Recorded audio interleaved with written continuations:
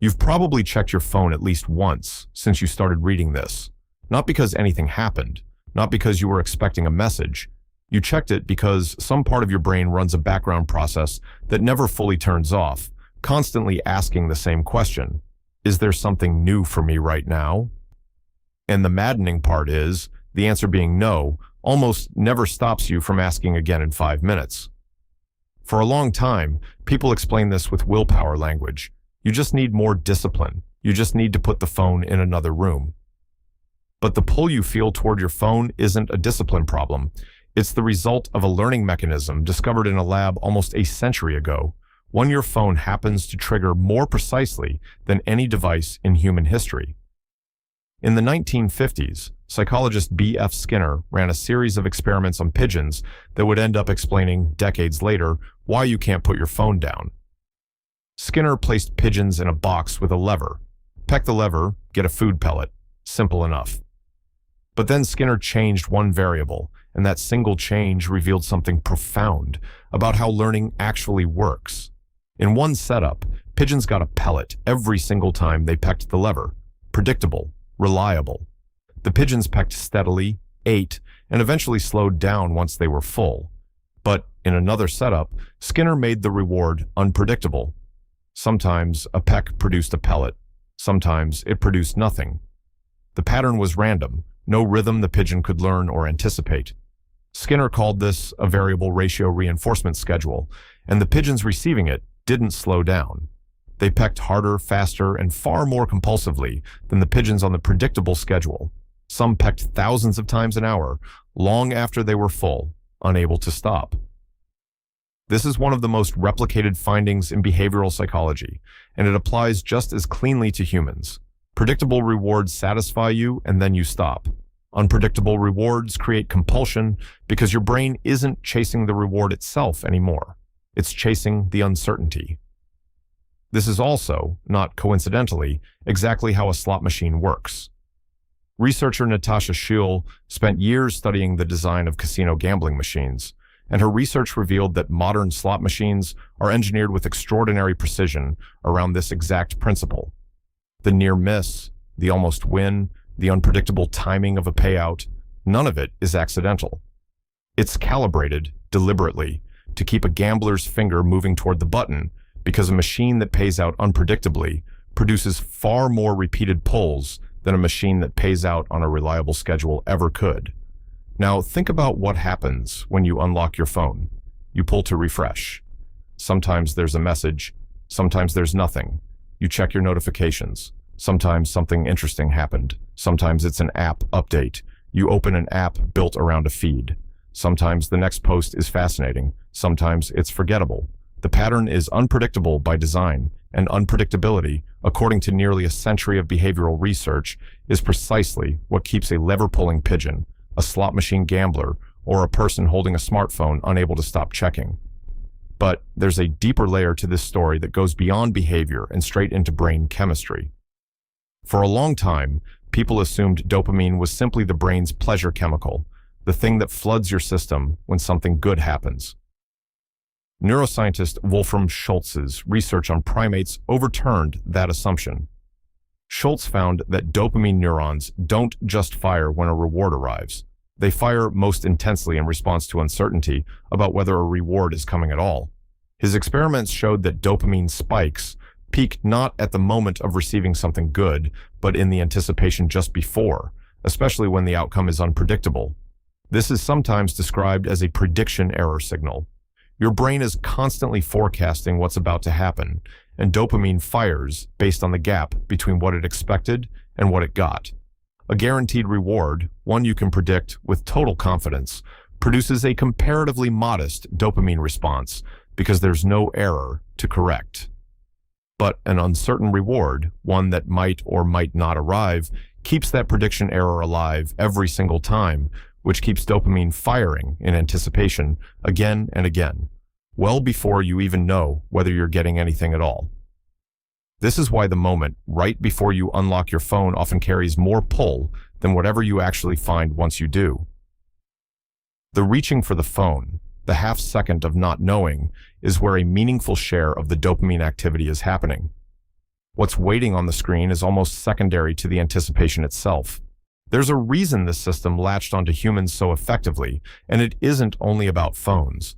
Foraging animals, including your ancestors searching for food across an unpredictable landscape, evolved dopamine systems tuned for exactly this kind of uncertainty, because uncertain foraging spots that occasionally paid off big were often worth checking obsessively, while a food source that reliably produced the same small amount stopped being interesting once its yield was fully known.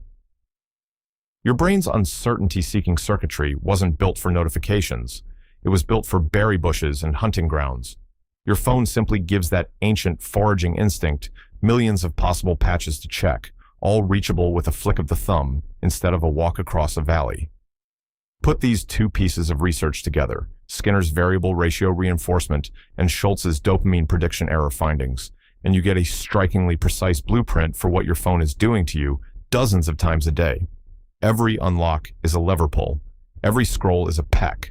The reward is unpredictable by design, not because any single engineer sat down and copied Skinner's pigeon box on purpose, but because product teams optimizing for engagement, testing variation after variation, converged on the exact same principle Skinner documented in the 1950s, because it's simply the most effective structure for producing compulsive, repeated behavior that exists. This isn't a conspiracy theory.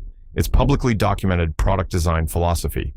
Engagement metrics reward whatever keeps people opening the app, and unpredictable content, unpredictable notifications, and unpredictable social validation reliably outperform predictable versions of the same features. Nobody had to be malicious for this to happen. They just had to be paying close attention to the data, and the data pointed again and again toward the same mechanism Skinner found in a pigeon lab decades before smartphones existed. Some of the specific mechanics of this weren't hidden at all. Infinite scroll, the design pattern that removes the natural stopping point at the bottom of a page and replaces it with content that just keeps loading, was created by designer Aza Raskin, who has since spoken openly about how the feature works against the very users who benefit from it. Without a bottom of the page, there's no natural moment for your brain to register, "That's enough," and disengage. Every one of Skinner's pigeons eventually had a full stomach to signal completion. Infinite Scroll was built deliberately to remove that equivalent signal from your phone. The red notification badge deserves its own mention here too. Color psychology research consistently finds that red draws attention and signals urgency more strongly than any other color in a notification system, which is precisely why so many apps default to a red dot or red number over a gray or neutral one, even for something as mundane as an app update. It's a small design choice, but it's aimed at the same target as everything else in this system, shortening the gap between a possible reward appearing and you reaching for the phone to check it. Here's what makes this genuinely difficult to fight using willpower alone. Skinner also discovered something about variable ratio reinforcement that should concern anyone trying to break a phone habit. Behaviors trained on this schedule are dramatically more resistant to extinction than behaviors trained on predictable schedules. A pigeon that stops getting fed on a predictable schedule quits pecking almost immediately. A pigeon trained on a variable schedule keeps pecking for a long time after the rewards stop entirely, because it has learned that reward absence doesn't mean reward is gone forever. It might just mean the next peck is the one that pays off. That's exactly the psychology behind refreshing an empty inbox for the 5th time in 10 minutes. The absence of a new notification doesn't teach your brain to stop checking. It teaches your brain that the reward is simply due. So, what actually works? If pure willpower is fighting one of the most robust learning mechanisms behavioral science has ever documented, the research points toward changing the structure of the reward rather than trying to out-discipline it. Turning off unpredictable notifications and replacing them with scheduled, predictable check-in times removes the variable ratio schedule entirely, converting your phone checking from a slot machine into something closer to Skinner's boring, predictable lever, the one his pigeons eventually stopped pulling once they were satisfied. Batch checking messages at set times a few times a day, rather than reactively every time a notification appears, does the same thing. It restores predictability, and predictability is the one thing variable ratio reinforcement cannot survive. None of this means you lack discipline. It means you're responding with with total predictability of your own, to one of the most powerful learning mechanisms ever discovered, deployed at a scale and precision Skinner's pigeons never had to face. The lever just happens to fit in your pocket now. It's worth being precise about what removing the variable ratio schedule actually looks like in practice, because it's less about willpower and more about environment design. Turning off notifications for anything that isn't time-sensitive removes the random ping that triggers a check. Moving social and news apps off the home screen so reaching them takes a deliberate search instead of a single reflexive tap adds just enough friction to interrupt the automatic reach. Checking messages at 3 or 4 set times a day, rather than every time the badge appears, converts an unpredictable schedule into a predictable one, the exact shift that turned Skinner's compulsively pecking pigeons into calm, satisfied ones. None of these changes require more self-control than you already have. They just stop asking your self-control to fight a mechanism it was never going to beat on its own. You've probably felt the pull to check your phone again since you started reading this. That's not a failure. It's the exact mechanism this video just explained, running quietly in real time, proving its own point.